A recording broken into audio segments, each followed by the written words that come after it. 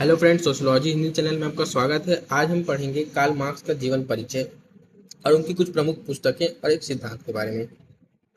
Karl Marx एक महान वैज्ञानिक, अर्थशास्त्री और दार्शनिक थे जो समाजवाद के प्रणेता के रूप में जाने जाते हैं। उनका जन्म 5 मई 1818 को जर्मनी के ट्रायर नगर में हुआ था। उनकी मृत्यु 1883 को लंदन में हुई। उनके पिता हेनरिच मार्क्स वकील थे। उनकी माता हेनरिट पीसबर्ग एक घरेलू महिला थी। मार्क्स ने अपनी शिक्षा बॉन विश्वविद्यालय और बर्लिन विश्वविद्यालय में प्राप्त की, जहां उन्होंने दर्शन और साहित्य का अध्ययन किया। उनकी कुछ प्रमुख पुस्तकों के बारे में पढ़ेंगे। पहली पुस्तक है द कम्युनिस्ट मैनिफेस्टो, मार्क्स और फ्रेडरिक एंगल्स द्वारा सह लिखित। ये पुस्तक 1848 में प्रकाशित हुई। इसमें मार्क्स के विचारों और क्रांति के कार्यक्रम को प्रस्तुत किया गया है।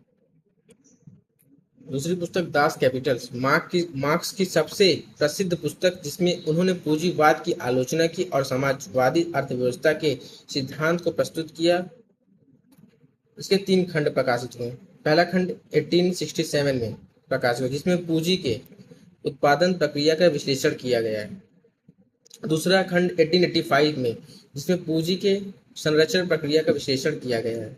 तीसरा खंड 1894 में प्रकाशित हुआ, जिसमें पूंजीवादी उत्पादन की समग्र प्रक्रिया का विश्लेषण किया गया है। उनकी पुस्तक द जर्मन आइडियोलॉजी, मार्क्स और एंगल्स द्वारा सह लिखित, यह पुस्तक 1846 में प्रकाशित हुई।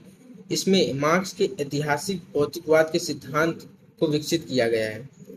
द जर्मन आइडियोलॉजी में ऐतिहासिक भौतिकवाद जो सिद्धांत है मार्क्स का, उसमें विस्तृत व्याख्या की उसमें इस पुस्तक में। Economic and philosophic manuscript 1844, marks द्वारा लिखित। इसमें उन्होंने प्रारंभिक विचारों पर चर्चा की है। The 18th Brumaire of Louis Bonaparte, Marx द्वारा लिखित। इसमें 1851 के फ्रांसीसी तख्ता पलट का विश्लेषण किया गया है। फ्रांस में जो तख्ता पलट 1851 हुआ था, उसका विश्लेषण इसमें मिलता है। अतिरिक्त मूल्य का सिद्धांत हम पढ़ेंगे। अतिरिक्त मूल्य होता क्या है, पहले इसको समझेंगे। श्रमिक अपने श्रम से जो मूल्य पैदा करता है, उसके बदले में उसे जो मूल्य मिलता है, दोनों के बीच के अंतर को अतिरिक्त मूल्य कहते हैं।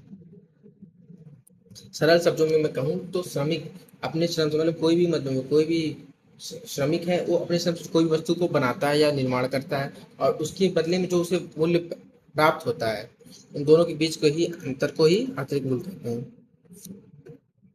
कार्ल मार्क्स के चिंतन का एक महत्वपूर्ण परिणाम अतिरिक्त मूल्य का सिद्धांत है। वे सर्वहारा वर्ग के महान शिक्षक नेता थे। उन्होंने अपने इस सिद्धांत में यह दिखाने का प्रयास किया है कि पूंजीवादी समाज में पूंजीपति श्रमिकों को उचित परिश्रम का मूल्य नहीं देते। वे श्रमिकों को अनुचित मूल्य लगाकर उनका शोषण करते हैं। अगर इसको हम इस सिद्धांत में यही दिखाना चाहते हैं कि पूंजीवादी जो समाज है, उसमें पूंजीपति श्रमिकों को उचित मूल्य नहीं देते। मतलब कोई भी कार्य, कोई भी वस्तु बनवाते हैं या कोई भी निर्माण कराते हैं, तो उनके श्रम का उचित मूल्य नहीं देते हैं, उनका शोषण करते हैं।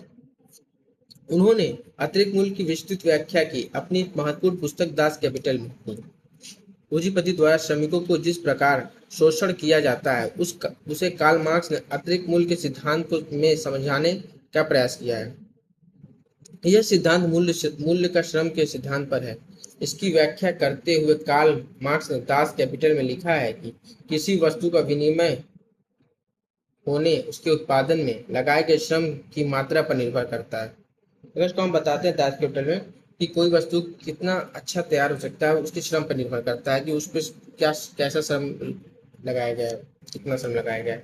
इस प्रकार कह सकते हैं कि हम मूल्य श्रम से बनता है, कोई भी वस्तु या का निर्माण श्रम से ही बनता है। अतिरिक्त मूल्य के सिद्धांत को समझने के लिए श्रम का ज्ञान अनिवार्य है। श्रम प्रक्रिया ही मूल्य निर्धारण करती है। श्रम प्रक्रिया के प्रमुख तत्वों के निम्न भागों में विभाजित करके ही समझा जा सकता है। फ्रेंड्स, ऐसी और भी सीरीज जारी रहेगी अभी, और चैनल को लाइक एंड सब्सक्राइब करना ना भूलें, और बेल आइकन को दबाना ना भूलें। Thank you.